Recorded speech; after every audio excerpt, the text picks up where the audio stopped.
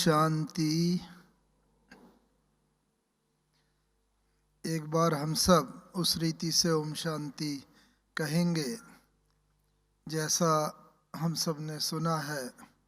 प्रारंभ में बाबा साकार ब्रह्मा बाबा और सारे वत्स बोला करते थे। अंदर गहरी श्वास लेंगे और श्वास को निकालते हुए ओम की ध्वनि करेंगे और फिर दूसरा गहरा श्वास लेंगे, उसे निकालते हुए शांति की ध्वनि।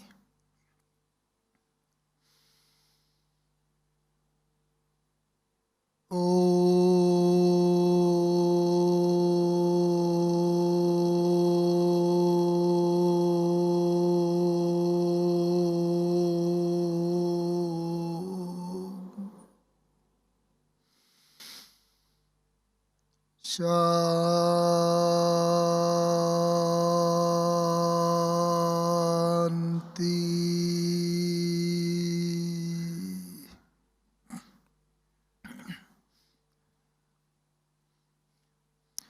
ओम शांति की ये मधुर ध्वनि ही है जो हमारे ब्राह्मण जीवन में, जब से हमारा ब्राह्मण जीवन शुरू होता है तब से लेकर अंत तक यही पाठ पढ़ाती है, जो कि पहला पाठ भी है और अंतिम पाठ भी है। और पहले पाठ में तो हम सबको बताया जाता है कि हम सब आत्मा हैं, शरीर नहीं। और अंत में जब हमारी कर्मातीत अवस्था होती है तब उस स्वरूप में वास्तव में स्थित होते हैं और फिर इस प्रकार से हमारी सद्गति हो जाती है, अंतमति सोगति हो जाती है। तो जीवन के ये दोनों पहलू ही हैं, प्रारंभ और अंत।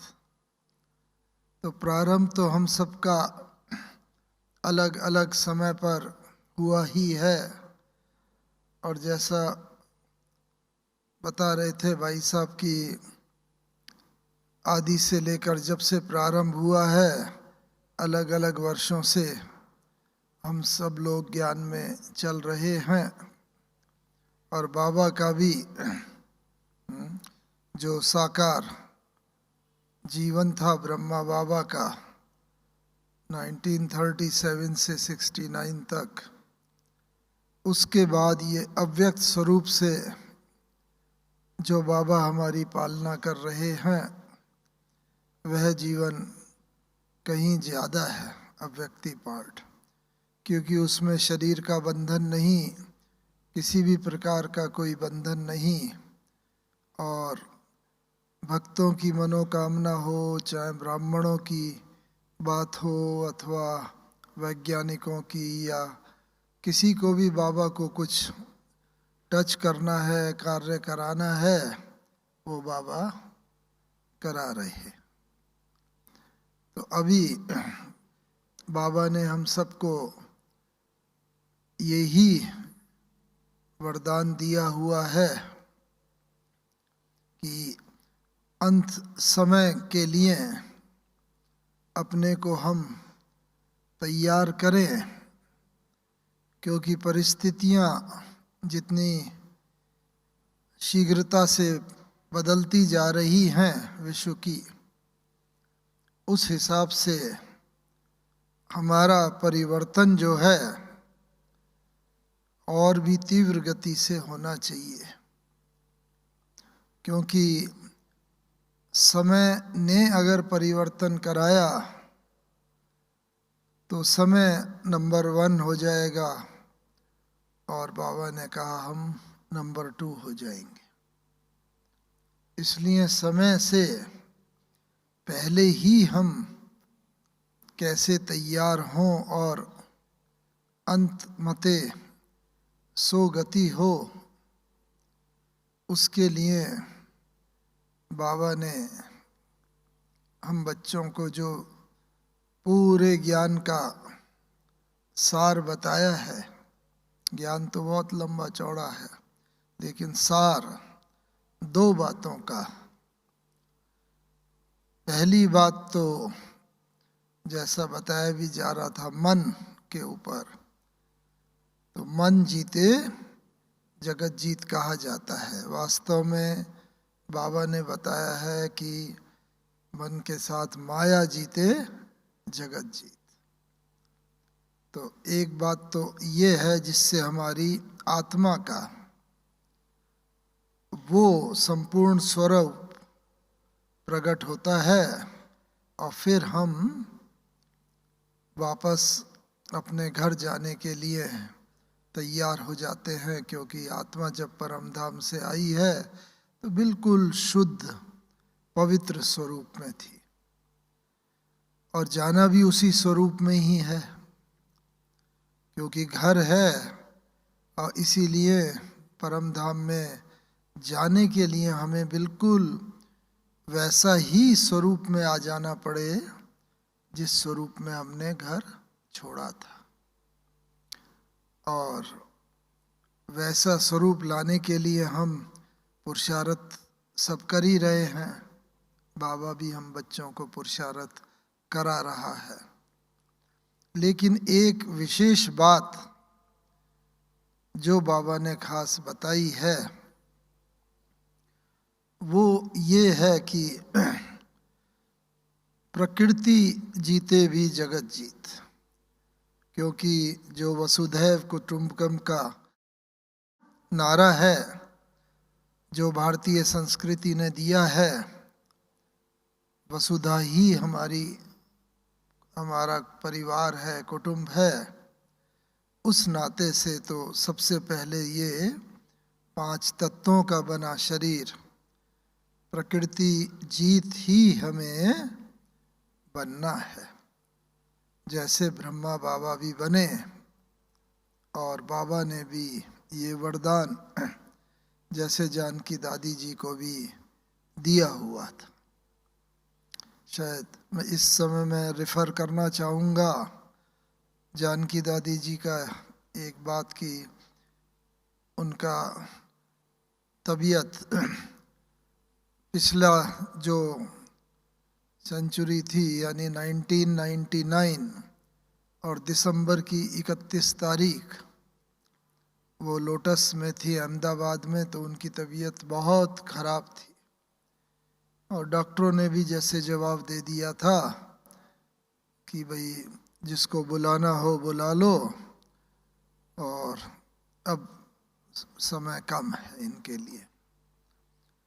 तो 31 तारीख को तो बाबा हमेशा आते ही हैं, तो यहाँ पर मधुबन में यहीं शांतिवन में बाबा आए हुए थे और बाबा को बताया निर्वैर भाई ने और दादी प्रकाश मणि जी ने कि बाबा दादी जानकी की तबीयत तो बहुत ख़राब है और अहमदाबाद में लोटस में है और डॉक्टरों ने बोला है कि भाई बहुत क्रिटिकल कंडीशन है।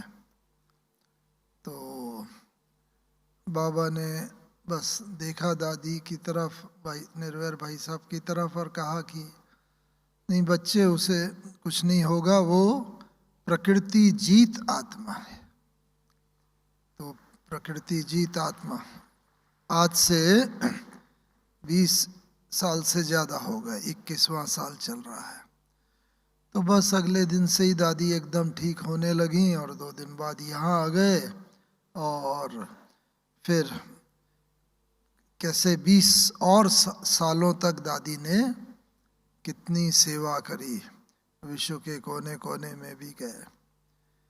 तो हम सब भी मन जीते जगत जीत की बात तो जान गए हैं, क्योंकि मन को सुधारने की बात, मन को जीतने की बात, व्यर्थ संकल्पों की बात वो सब करते ही हैं, प्रतिदिन योग करते हैं।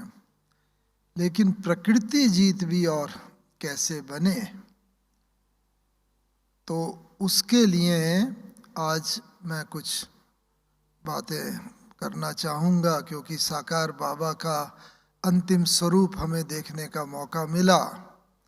वैसे तो ज्ञान में आए थे 62 में, लेकिन और कई बार बाबा से मिले हुए थे, लेकिन अंतिम 2 दिन 17 जनवरी और 18 जनवरी को बाबा ने किस प्रकार हमें अपने पास बुला लिया। बहुत दूर आसाम में पोस्टेड थे, तो बाबा ने अपने वचन के अनुसार जब वहाँ जा रहे थे तो बाबा ने कहा था बच्चे वहाँ जाओ, और क्योंकि हमारी बहुत इच्छा नहीं थी, क्योंकि पूरे नॉर्थ ईस्ट में कोई भी सेंटर नहीं था।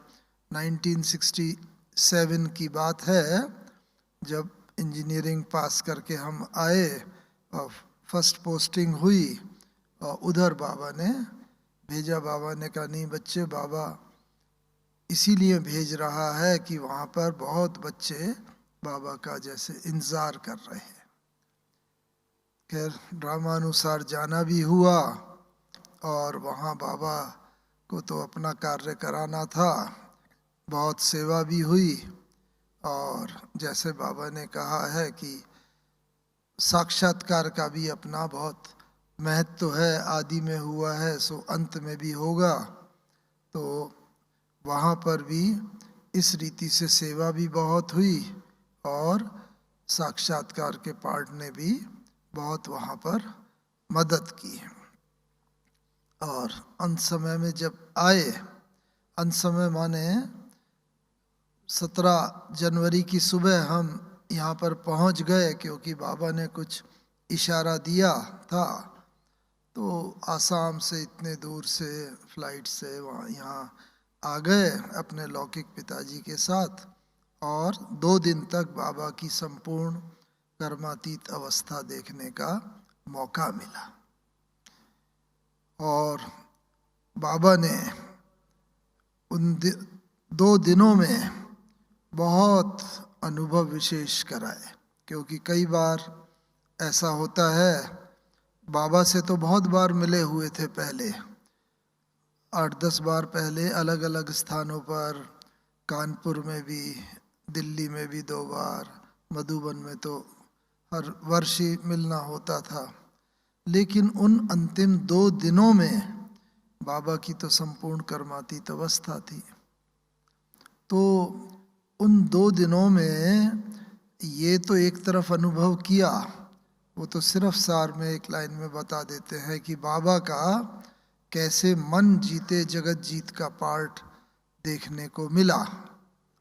कि वहाँ उन 2 दिनों में बाबा के पास जब भी हम जाते थे, मिलते थे, तो बस बाबा ऐसे दृष्टि देता था और कहता था अच्छा बच्चे ये पूछने आए हो, अच्छा ऐसा कर लो, ऐसा हो जाएगा। यानी कि मन में क्या संकल्प उस समय चल रहा है, जो संकल्प लेके हम बाबा के सम्मुख आए हैं, सेवा की बात हो, पुरुषार्थ की बात हो, कोई भी, तो उस रीति से बाबा जो संकल्प प्रश्न चलता था मन में, कोई बात थी वो भी बता देता था और उसका समाधान भी दे देता था। 1 बार हुआ, 2 बार, उन 2 दिनों में लगभग 5-6 बार बाबा से मिलना हुआ, और हर बार बाबा ने जैसे ये बात बता दी। और जैसे भक्ति मार्ग में भी कहते हैं ना, कोई भी संकल्प भक्त के मन में आता है तो बस भगवान तक पहुंचता है, अब भगवान तो बस ये तथास्तु कह के अंतर्ध्यान हो जाते हैं और भक्त की मनोकामना पूर्ण हो जाती है। तो इस रीति से 17-18 जनवरी को मिले, तो ये तो मुख्य बात थी कि जितनी बार थे, और अंतिम क्लास में भी हम इसी प्रकार से बैठे हुए थे 18 जनवरी की रात्रि क्लास में।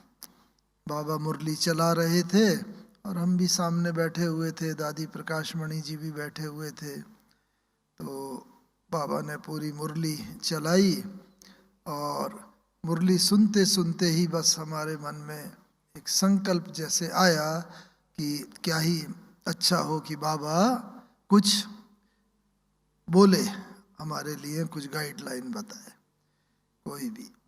तो बस मन में जैसे ही ये संकल्प उठा, और ये संकल्प उठते ही बाबा तो संपूर्ण कर्मातीत अवस्था को प्राप्त कर चुके थे, बिल्कुल मन एकदम क्लियर था बाबा का।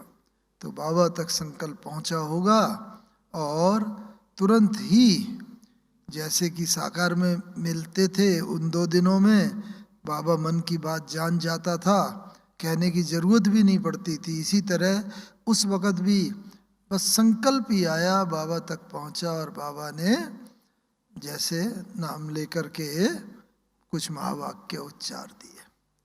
तो ये तो स्थिति है मन जीते जगत जीत बाबा की जो देखने को मिली, जो हम सब बच्चों को भी धारण करनी है। और ये तब होगी जब हम इच्छा मात्रम अविद्या होते जाएंगे। कोई इच्छा नहीं, कोई व्यर्थ संकल्प नहीं, बस वो ही संकल्प पैदा हो जो संकल्प सिद्ध होने वाला हो। तो इसके लिए तो हम सब बच्चे पुरुषार्थ कर ही रहे हैं कि व्यर्थ संकल्प ना आए और पूरे संकल्पों के ऊपर जीत हो जाए। लेकिन आज मैं दूसरा पहलू विशेष टच करना चाहता हूँ कि प्रकृति जीते जगत जीत कैसे। क्योंकि ये जो खेल है सृष्टि पर, ये है ही खेल पुरुष और प्रकृति का। जब ये पुरुष यानी आत्मा और प्रकृति अर्थात ये 5 तत्वों से बना शरीर, ये दोनों ही संपूर्ण रीति से पवित्र हो जाते हैं, तो वही कर्मातीत अवस्था है। और इसीलिए बाबा कहते हैं इन तत्वों को भी रोज योगदान करो। और तत्वों को जितना जितना हम पवित्र बनाते जाएंगे, जैसा कि वरदान बाबा ने दादी जानकी जी को भी दिया, और दादी हमेशा कहा करते थे कि भाई मैं चाहती हूँ कि बस जब मेरा शरीर छूटे तो बस कोई 1 पैसा भी खर्च ना हो, कोई भी ना आए। अब व्यवहारिक नॉर्मल रूप में तो ऐसा हो नहीं सकता था, लेकिन ड्रामा अनुसार ऐसा ये कोविड का प्रकोप हुआ और मार्च के महीने में ऐसी स्थिति हो गई कि कोई ऊपर वाले भी सब जैसे नीचे आने में उनको भी बहुत कठिनाई हुई। तो देखो संकल्प की सिद्धि का ये है, जो जो दादी के मन में था वो एक तरफ मन जीते जगत जीत और दूसरी तरफ ये प्रकृति की यहाँ पर संस्कार किया गया। लेकिन बस कुछ ब्राह्मण बच्चे ही जैसे, नहीं तो इंस्टीट्यूशनल हेड और पूरे विश्व भर से लोग आते, कितनी वो हो जाती। लेकिन दादी बार बार कहती थी कि मेरी इच्छा है कोई भी ना आए, और अगर नॉर्मल परिस्थिति होती तो कितनी भीड़ भाड़ हो जाती सब कुछ। तो ऐसे ही हमें भी इच्छा मृत्यु का वरदान बाबा से संपूर्ण रीति से प्राप्त करना। ब्रह्मा बाबा की भी जैसे ये इच्छा मृत्यु थी, ब्रह्मा बाबा ने भी जब शरीर छोड़ा बाबा को भी आभास हो गया था। और इसीलिए जितने भी पेंडिंग काम थे, कुछ 2-3 अधूरे काम थे, जैसे पत्रों का लिखना बाकी था, उत्तर देना, वो पूरा कर लिया। एक नक्की लेक के पास जो म्यूज़ियम है हमारा, वो बिल्डिंग लेने की थी, काफ़ी दिनों से पेंडिंग पड़ी थी, वो बाबा ने साइन किया। सब कुछ बचा हुआ काम एक भी पेंडिंग नहीं छोड़ा, क्योंकि अंत में कहा जाता है, अंत में कि जब आत्मा शरीर छोड़ के जाती है तो अक्सर करके या तो वो व्यक्ति वगैरह याद आते हैं जिनसे अति मोह होता है, बहुत स्नेह होता है, प्यार, या जिनसे कुछ जीवन के अंदर कटुता पैदा हो गई होती है, अथवा रहे हुए काम। देखो मैं जा रहा हूँ बस शरीर और ये काम रह गया, ये करना था, बहुत ऐसे। क्योंकि यहाँ पर जब कई आत्माओं का भोग लगता है बाद में शरीर छोड़ने के, तो बहुत अक्सर करके हमारे भाई बहन हमारे अपने बीके कि बस मैं बहुत समय से सोच रहा था ये करूं, इतना यज्ञ में ये कर दूं मैं जिससे मेरा भाग्य बन जाए, सोचता ही रह गया, कल करूंगा कल करूंगा, शरीर छूट गया, तो अब तो मैं क्या करूं? पूछते भी हैं बाबा से, बाबा मैं वो छोड़ के आया, बच्चे को दिया है, बच्चा अगर करेगा तो मेरा भाग्य बनेगा। तो बाबा ने कई बार बताया नहीं, वो तो बच्चा करेगा तो बच्चे का भाग्य बनेगा, आदि आदि। इस प्रकार से कोई भी ऐसा पेंडिंग काम भी न रह जाए जो कि बाद में अंत में हमें खींचता रहे। तो इसके लिए बाबा ने कुछ एक दो बातें जो बताई थी। ये जो 5 तत्व है ना, ये भारत के अंदर तो ज़्यादातर प्राकृतिक प्रकोप से ही मृत्यु होनी है। ये अर्थक्वेक है, ये जो 5 तत्व हैं, फ्लड है, फैमिन है, अकाल है, सुनामी है, वगैरह वगैरह, इन सब से मृत्यु होनी है। तो इनको हम किस प्रकार से अपना मित्र बना लें जिससे कि अंत समय ये हमें क्लियर इंडिकेशन दे दें, इनके कारण हमारा शरीर न छूटे। अगर अर्थक्वेक हुई, बिल्डिंग गिरी और चारों तरफ विनाश हुआ, उसमें अगर हमारा भी शरीर छूट गया तो कोई विशेषता नई बात नहीं, वो तो अंत मते सो गते होगी नहीं, चारों तरफ हाहाकार मचा हुआ होगा और कष्ट होंगे। तो इसीलिए तो बाबा ने ये कहा है कि इन तत्वों को भी अपना मित्र बना लो, जिससे ये तत्व आपको अंत समय में बिल्कुल क्लियरली इंडिकेशन दे दें और आपके पांव उधर ही बढ़े जहां सेफ्टी हो, और तत्व की हलचल के कारण आपका शरीर न छूटे। हलचल तो होगी, बहुत होगी, 5 तत्व की इकट्ठी हलचल भी होगी, लेकिन उसकी विधि यही है कि ये तत्व जो हैं अंत समय पर, क्योंकि इनसे हमारा, तत्वों से हमारा नाता तो सतयुग के आदि से लेकर अंत तक है। भले अलग अलग नाम रूप में शरीर होंगे शुरू से लेकर, लेकिन होंगे तो इन्हीं 5 तत्वों के।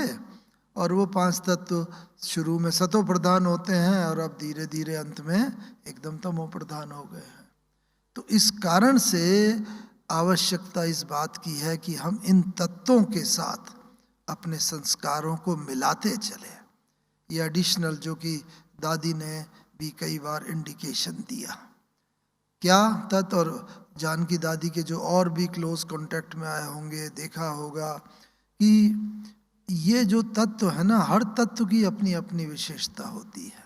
जैसे जल तत्व है, बाबा ने बम्बई और उन शहरों के लिए बोला हुआ है, जल तत्व बहुत उछाल खाएगा समुद्र और वो अपनी सीमाएं तोड़कर उसको अपने में समा लेगा। तो इसके लिए, रक्षा के लिए, अपना जल तत्व हमारी मृत्यु का कारण न बन जाए, उसके लिए क्या करना है? जो जल के संस्कार हैं वो संस्कार हमें अपने अंदर धारण करने, जिससे जल तत्व से हमारी मित्रता हो जाए और जल तत्व अंत में हमारे शरीर छोड़ने का कारण न बने। तो जल में कौन सा विशेष गुण होता है? शीतलता का भी होता है, अनेक गुण होते हैं, लेकिन एक विशेष गुण होता है एडजस्टमेंट का। जल जो है जिस बर्तन में लो उसमें समा जाता है। गिलास में लो, गिलास में समा जाएगा, कटोरी में लो, कटोरी में, थाली में लो, थाली में, यहाँ तक चम्मच में लो, चम्मच में भी समा जाएगा। हर जगह इतनी एडजस्टेबल नेचर होती है। तो ऐसे ही हमारी अपनी नेचर भी इतनी एडजस्टेबल हो कि हम सबके साथ एडजस्ट होके चल सके। ये ना कहें कि भाई इनके साथ तो एडजस्ट होके चलना आसान है, इनके साथ मुश्किल है। नहीं, सबके साथ, और जितनी जितनी हमारी नेचर में एडजस्टमेंट का गुण आता जाएगा, हर एक के साथ एडजस्ट तभी हो सकेंगे, फ्लेक्सिबिलिटी हमारी नेचर के अंदर होगी। तो उससे क्या होगा, जैसे हम धीरे धीरे जल के साथ अपने संस्कारों को मिलाते जा रहे हैं, तो अंत में अगर मानो जल, फ्लड आए, सुनामी आए या जल की कोई भी आपदा आए, वो जल चूंकि हमारा मित्र है और मित्र मित्र के प्राणों की रक्षा करता है, मित्र कभी मित्र के प्राण लेता नहीं है। तो जल जरूर हमारे उस वक़्त ये टच होगा उनका, लेकिन हमें वार्तालाप करना जल से आना चाहिए। हर तत्व के साथ वार्तालाप हम करना सीखे। हमें याद है कि जब हम अपना पर्यावरण अभियान निकाल रहे थे तो एक बार केरल में थे, तभी बाबा की ये मुरली विशेष चली थी, 94 की बात है लगभग। तो बाबा ने कहा था कि ये तत्व, इनको अभी अभी तक देवता कहते हैं, जल देवता, अग्नि देवता, वायु देवता आदि आदि, और आप सब भी होवनहार देवता हो। तो इन तत्वों से वार्तालाप करो, इनसे शेक हैंड करो कि आओ हम और आप मिल करके, हम भी होवनहार देवता, आपको भी देवता कहते हैं, हम मिल करके पवित्र सृष्टि का निर्माण करें। और वार्तालाप जब करेंगे तब आपकी वाइब्रेशंस, आपकी वृत्ति, वायुमंडल वैसा होगा, वो उन तक पहुंचेगा और वो आपसे शेक हैंड करने आएंगे, हाथ मिलाने आएंगे।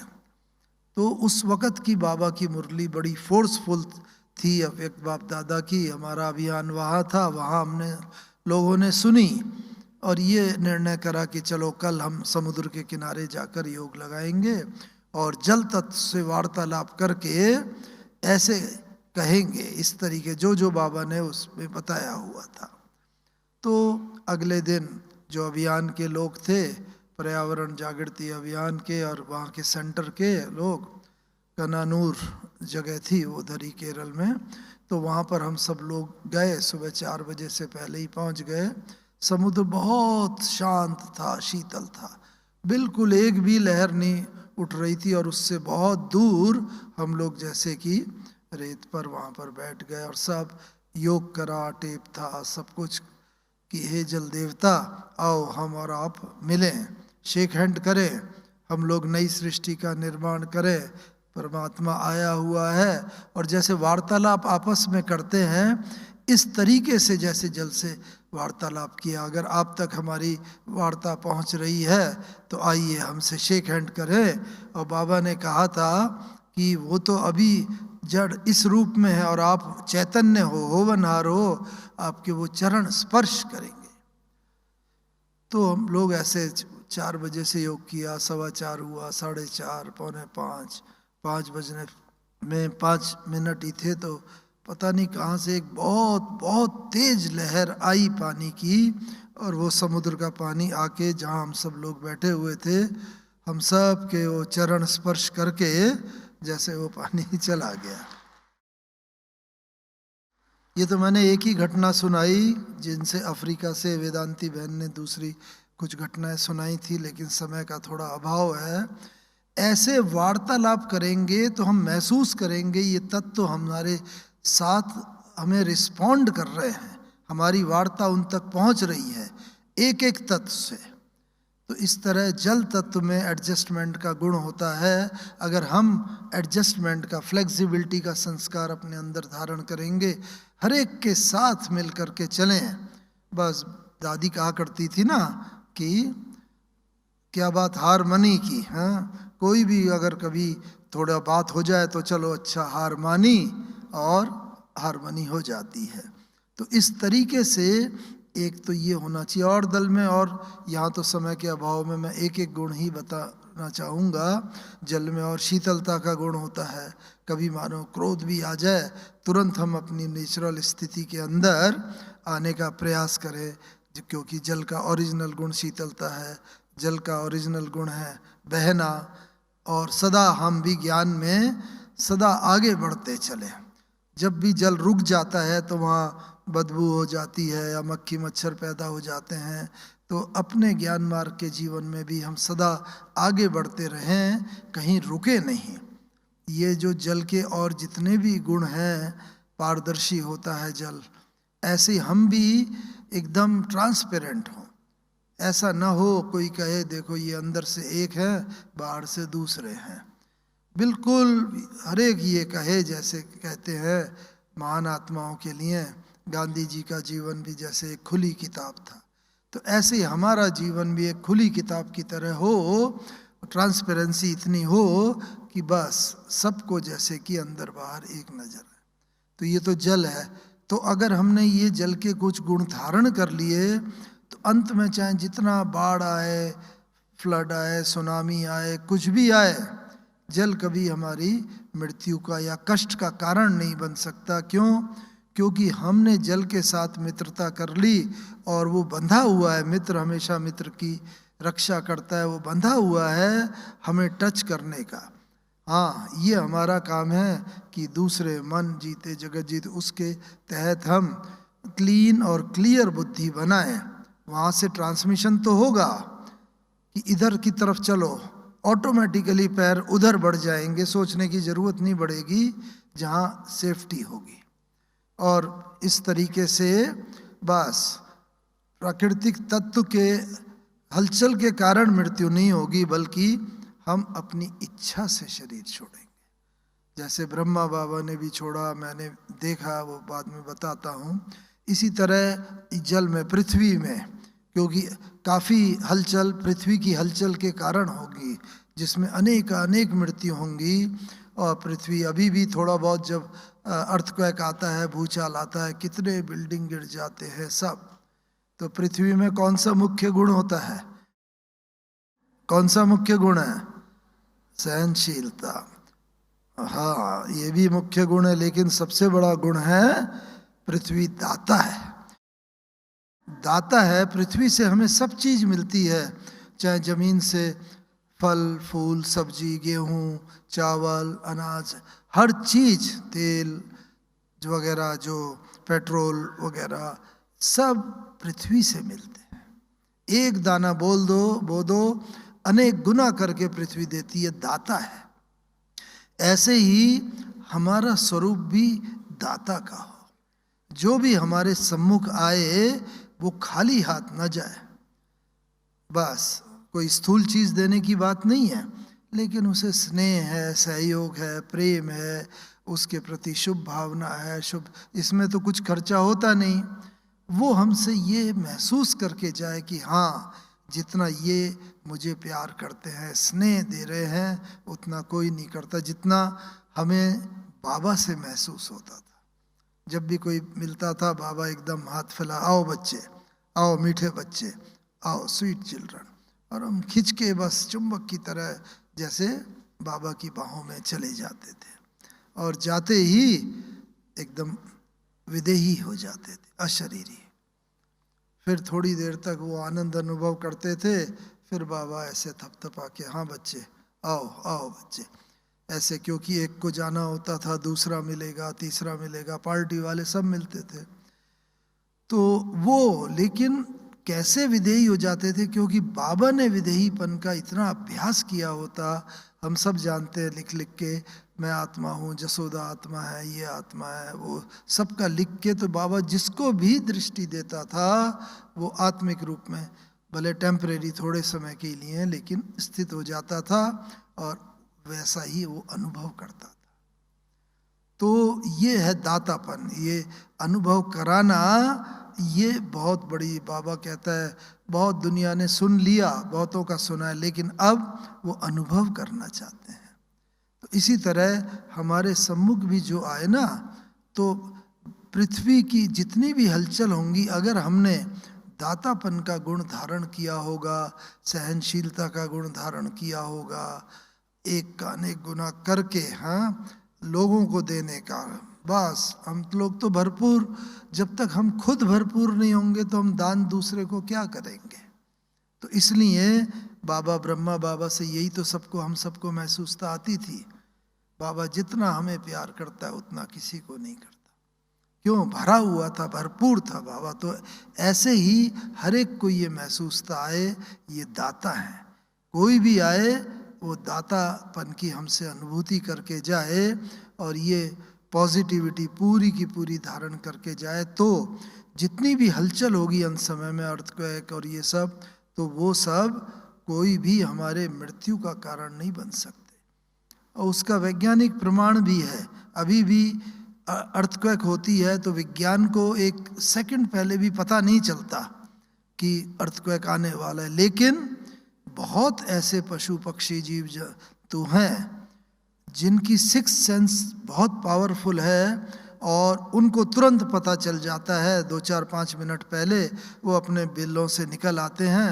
हम लोगों को अर्थक्वेक में विषय जब ये पढ़ाया गया था इंजीनियरिंग में तो ये बताया गया था, और अभी भी इस बात को माना जाता है वो तुरंत ही कोई खूंटा तोड़ के भागेंगे और सेफ साइड की तरफ भागते हैं। और ये क्यों?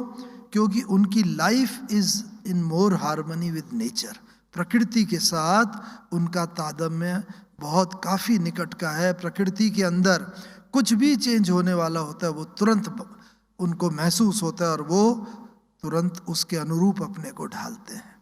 इसी प्रकार से हमारी भी सिक्स सेंस बहुत बहुत पावरफुल होती जाएगी जितना जितना, इसीलिए बाबा कहता है क्लीन और क्लियर बुद्धि। और साथ ही साथ दूसरी दो बातें भी कि टचिंग पावर और कैचिंग पावर।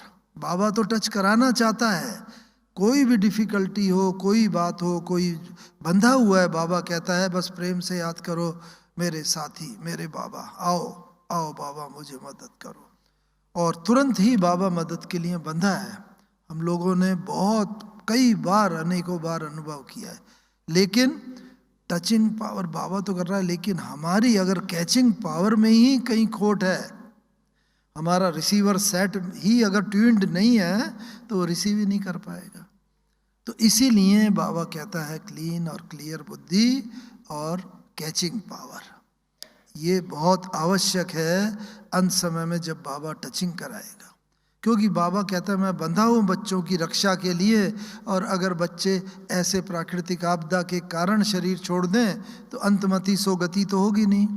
फ्लड में बह गए या इधर सुनामी हुआ, इधर अर्थक्वेक हुआ, इतनी आपदाएं हैं तो चारों तरफ इतना भयंकर नज़ारा होगा कि उसमें बाबा की याद कहाँ बैठेगी। लेकिन उससे हम एकदम डिटैच होके तुरंत ही कुछ मिनट पहले ही हमारे कदम सेफ्टी की तरफ बढ़ जाएंगे जो बाबा ने कहा बंधा हुआ है। तो ये धरती का हम गुण धारण कर लें और धरती की तरह सहनशीलता का भी गुण धारण कर लें, और दूसरा भी जो धरती के गुण हैं तो अचल अडोल तो बढ़ जाएंगे। तीसरी है, ऐसे बाबा ने कहा वायु है मानो, हाँ तत्व, क्योंकि ये शरीर इन तत्वों का, तो वायु में कौन सा विशेष गुण होता है? वायु हल्की होती है, वायु हर चीज को ऊपर उठाती है, पृथ्वी हर चीज को नीचे खींचती है। दोनों में बिल्कुल विरोधाभास है, लेकिन दोनों साथ साथ रहते हैं। विरोधी गुण होते हुए भी साथ साथ, ऐसे ही हम परिवार में 4 सदस्य हैं, विरोधी गुण होंगे, कोई ज्ञान में चलता होगा, कोई नहीं चलता होगा, लेकिन उनके साथ भी जब ये इतने तत्व ऐसे महान विरोधाभास होते हुए भी रह सकते हैं, तो क्या हम और आप आपस में मिलके अपने परिवार के साथ, संबंधियों के साथ, ऑफिस में, बिजनेस में, सबके साथ संस्कार मिलाते हुए चले। और हल्का उसके अंदर यही होता है, वायु के अंदर बस वायु का अपना कुछ नहीं होता। जहाँ बहती है दुर्गंध से जाएगी, दुर्गंध ले लेगी, या सुगंध से जाएगी, सुगंध ले लेगी। ऐसे ही हम इतने वो हों, कोई मन के अंदर किसी के प्रति भी ऐसा न हो भाई भतीजावाद की बात, कि किसी को बहुत लाइक करें, किसी को बहुत डिसलाइक करें, ऐसी बात नहीं। बाबा ने कहा है सबके प्रति हमारा समान भाव, और जब सबके प्रति समान भाव अगर होगा तो वो समान भाव होने के कारण क्या होगा? वायु निर्लिप्त। इसीलिए इसे प्राण वायु कहा जाता है। और कुछ हो ना हो, लेकिन अगर ये प्राण वायु नहीं होगी तो हम कुछ मिनट भी जिंदा नहीं रह सकते। ये प्राण वायु है, निर्लिप्त भाव। क्योंकि जितना हम आगे बढ़ते जाएंगे, जो अच्छे गुण वाला होगा, ठीक है, उसके गुण हैं, वो भी भगवान की देन है, और जिस पे खराब अवगुण है वो भी बेचारा निकालने की चेष्टा कर रहा है। तो किसी के प्रति वो भाव ना हो, कोई बहुत अति प्रेम का भाव, कोई घृणा का भाव, कोई नहीं।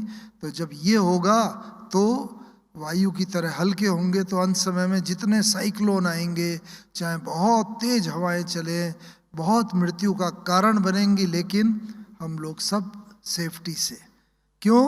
क्योंकि अगर हमारा ये कैचिंग पावर क्लीन होगी तो बिल्कुल आगे हो जाएंगे। तो ये तत्वों के कारण हमारी मृत्यु ना हो, इच्छा मृत्यु हो। ऐसे ही आकाश, क्या गुण है आकाश का? विशालता, महानता, इतना चारों तरफ। तो आकाश की तरह हमारा हृदय विशाल हो, जैसा हमने ब्रह्मा बाबा में देखा, दादियों में देखा, सबके साथ रह के इतना क्षमा भाव, बड़े से बड़ा भी कोई वो क्राइम करके आता है, हमारे अंदर क्षमा भाव उसके लिए।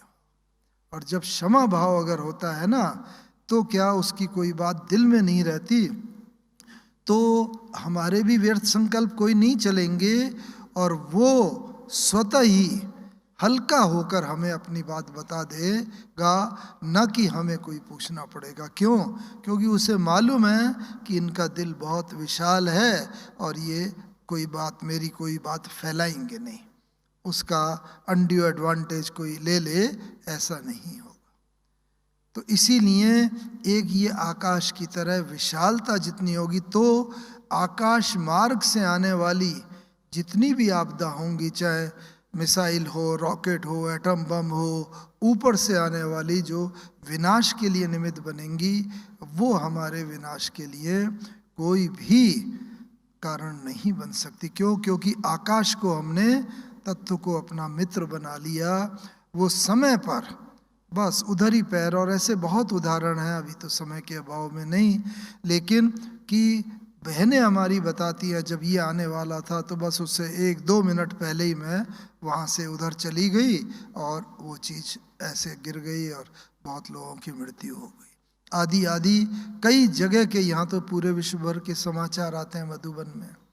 और इसी तरह पांचवा अंतिम तत्व है जैसे अग्नि, और अग्नि का प्रतीक है सूर्य।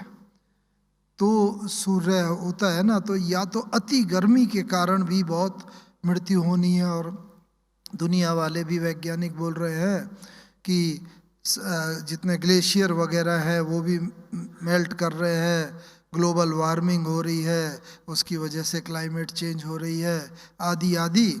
लेकिन अगर हमने, सूर्य का विशेष गुण क्या है गर्मी का? अग्नि का गुण है कि उसमें कोई भी चीज़ डाल दो तो उसका रूप परिवर्तन हो जाता है। ऐसे ही बाबा चाहता है अब अंत में आप बच्चों की ऐसी अवस्था हो, ज्वालामुखी स्टेज हो, कि कोई भी आत्मा आए उसका रूप परिवर्तन हो जाए और वो चली जाए। रोती हुई आत्मा आए, आपके सम्मुख आई, लेकिन रोना जैसे कि भूल करके हंसती हुई वो चली जाए। अशांत आत्मा आए, शांति की अनुभूति में लहराती हुई चली जाए, उसका रूप परिवर्तन हो जाए जैसे अग्नि रूप परिवर्तन करती है। और वो तभी होगा जब आपका ज्वालामुखी स्वरूप प्रत्यक्ष होगा। तो इसीलिए अभी आवश्यकता यही है कि इन पांचों तत्वों को और इनका स्वरूप हमने बाबा में देखा। 18 जनवरी की रात्रि क्लास में बाबा ने क्लास कराई, और क्लास के बाद बस बाबा उठे और बाबा उठ करके दरवाजे तक गए। अच्छा, बाबा बच्चों से छुट्टी लेता है, विदा लेता है।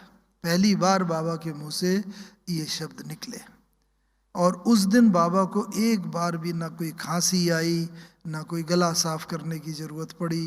वो इस बात का प्रतीक है कि जब आत्मा संपूर्ण बन जाती है तो शरीर के कर्म भोगों के ऊपर आत्मा का जो योग बल है ना, वो संपूर्ण रीति से विजय प्राप्त कर लेता है। तो इस तरीके से बाबा बिल्कुल, वो 18 जनवरी की रात्रि क्लास की आप मुरली सुनो, एक बार भी कोई प्रॉब्लम नहीं थी। नहीं तो बाबा को इस एज में कई बार खांसी भी आती थी, प्रॉब्लम होती थी। फिर बाबा तो कमरे में गए, और कमरे में जाके कैसे दादी जी के हाथों में हाथ, नैन मुलाकात करते हुए बाबा ने शरीर छोड़ा। लेकिन विशेषता ये रही कि वो शरीर बाबा ने 18 जनवरी की रात को छोड़ा। 18 की रात भर रखा रहा, 19 का सारा दिन, 19 की रात, 20 का सारा दिन, 20 की रात, और 21 को भी दोपहर के बाद बाबा का संस्कार किया गया। लेकिन बाबा का शरीर बिल्कुल वैसा ही चमकता रहा और बस लगता था जैसे बाबा सो रहे हैं और हमेशा की तरह उठकर बोलेंगे हाथ फैला के कि आओ बच्चे आओ, आओ मीठे बच्चे आओ। तो एक तो शरीर बिल्कुल काला नहीं पड़ा, पूरा गोरा, दूसरा शरीर के अंदर डिसइंटीग्रेशन नहीं हुआ, नहीं तो डेड बॉडी में दुर्गंध आने लगती है, डिसइंटीग्रेशन होता है, कुछ भी नहीं। और हमें मालूम है हम तो यहीं थे और न कोई इंजेक्शन दिया गया था, न कोई केमिकल लोशन लगाया गया था। ये है प्रकृति जीत आत्मा के लक्षण। और ये प्रकृति जीत आत्मा तभी बनी बाबा जब बाबा ये पुरुषार्थ करके इन पांचों तत्वों को भी जैसे बाबा ने अपने अंदर जैसे इस समान बना लिया था। तो अभी आवश्यकता यही है कि जनवरी का मौका है और हर जनवरी मास में हम सब लोग बाबा को विशेष याद करते हैं। तो इस बार यही संकल्प ले करके हम लोग जाएं कि मैं मन जीते जगत जीत के साथ साथ प्रकृति जीते जगत जीत भी बनूंगी और इन पांच तत्वों से को रोज कम से कम भी कुछ मिनट अवश्य इनसे वार्तालाप करूंगी, योगदान करेंगे, जिससे कि ये तत्व अंत समय मुझे सहायक बने और मैं भी अपनी इच्छा से शरीर छोड़ूं, न कि किसी तत्व के प्रभाव में आके मेरी भी इच्छा मृत्यु हो। ये संकल्प अगर होगा तो बाबा जरूर हम बच्चों को भी बाबा की ब्रह्मा बाबा की तरह कर्मातीत अवस्था को प्राप्त कराएगा। ओम शांति, ओम शांति।